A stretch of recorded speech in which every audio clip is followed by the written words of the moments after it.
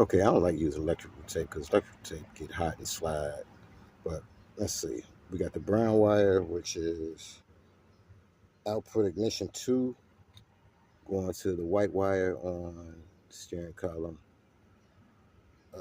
Yellow wire to the starter, going to the yellow wire.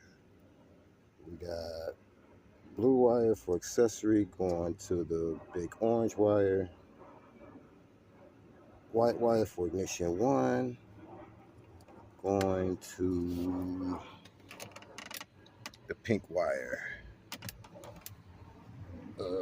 Black wire is ground, so I made my own ground right there.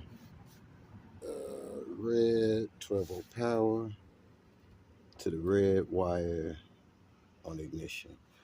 For the brake, I ran the blue and white wire from the box to the white wire on the brake switch.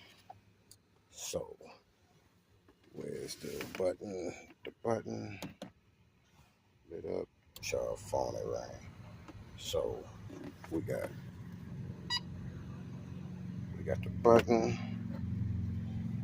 right there. We got the receiver. Y'all hear it make the noise. Put your foot on the brake.